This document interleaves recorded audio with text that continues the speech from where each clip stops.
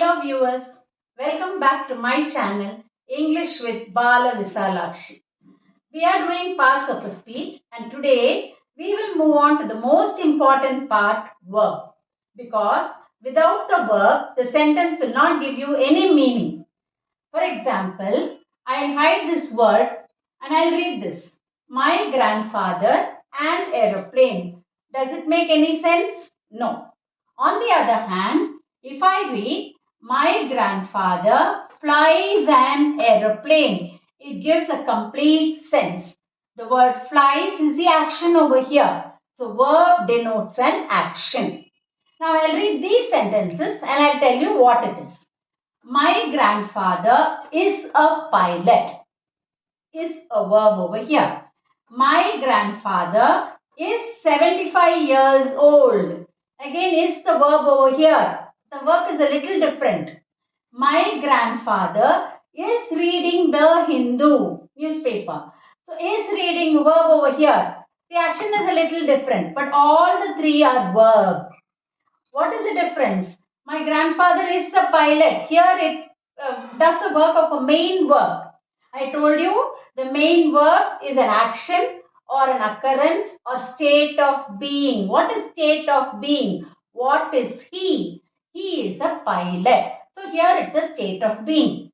My grandfather is 75 years old. So this is connects this 75 years old to grandfather. That is, it describes the grandfather. He is 75 years old. So it's a linking verb. My grandfather is reading the Hindu. Again, what is he doing? He is reading, right? So it gives an action, additional information with action. So again, it's a verb over here. It's called the helping verb. Now I'll go deeply into each. I said I'll give you examples for each. First, we'll take main verb. Main verb denotes an action, occurrence, state of being. Madan studied for his exam. Studied is action. Caterpillar became a butterfly. Occurrence. What happened to it? It became a butterfly. She is a talented artist. What is she? A talented artist. A state of being. Other words which can be used, this you know, eat, drink, etc. Is, am, are, has, have, had, all these also can be used. I had a car, right? He has a bike. That way also we can use it. Linking verbs. What do? They connect the subject to its descriptive word, the word which describes about it. They give you extra information without any action and they can stand by itself. See here, all these are linking verbs. To be verbs. See, these would be very important. To be, to have, to do. Especially for children of class 9, 10, 9 and 10. When they give you gap filling, they'll say fill in with to be verbs. You cannot just write be over there. You must know what are the verbs which come under to be verbs. To be verbs means is, am, are, was, were. Then you have to have verbs. Have, has, had. Then you have to do verbs. Do, does, did. Right? Apart from these, you have sensory verbs which come as linking verbs. The verbs which are linked with our senses. Look, feel, smell, taste, sound. Then you also have other types of verbs like remain, stay, continue, grow, turn. Now all these verbs need not go along with another verb. They can stand by themselves and give you meaning in a sentence. See, we are 7th graders, standing by itself. Susan looks tired. It stands by itself and fulfills these conditions. It gives extra information without action and connects the subject to its descriptive word. Helping words are also called as auxiliary verbs.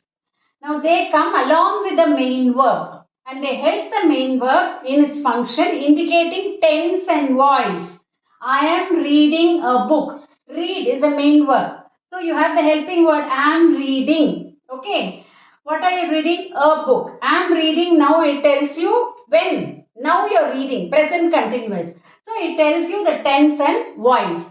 They'll describe an action and they'll give you meaning only when they come with the main verb. They cannot stand on their own and in a sentence you can have at least 3 helping words. Okay. Now this helping verbs, what are the helping verbs? As I told you earlier, to be verbs is Sam, was, were. Then you have to have verbs have, has, had. To do verbs do, did, does. Then you have modals. Will, would, shall, should, can, could, may, might. Finally, we come to transitive and intransitive verbs. Right? Now look at this sentence. She solved the problem. The boy kicks the ball. Now you just take she solved alone. Does it make any sense? No. What did she solve? We don't know. So it needs an object. She solved the problem. Similarly, the boy kicks. If that alone does not give you any meaning, you need the ball for it to give complete meaning. So when a verb requires an object to give complete meaning, you call it a transitive verb. It requires direct object to give complete meaning. You call it as transitive verb. There is a receiver for the verb. That's the main thing. You have to understand this. Here you see, he ran a long distance.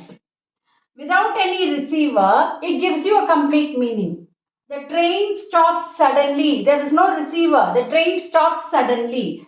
Without that, they give meaning on their own. The verb gives meaning without an object. So it is called as intransitive verb. Ran and stop, they are called intransitive verbs over here. This is what you have to understand with regard to transitive and intransitive verb. With this, I come to an end of verbs. I hope you would have understood. And if you feel these videos are really useful for you, please subscribe.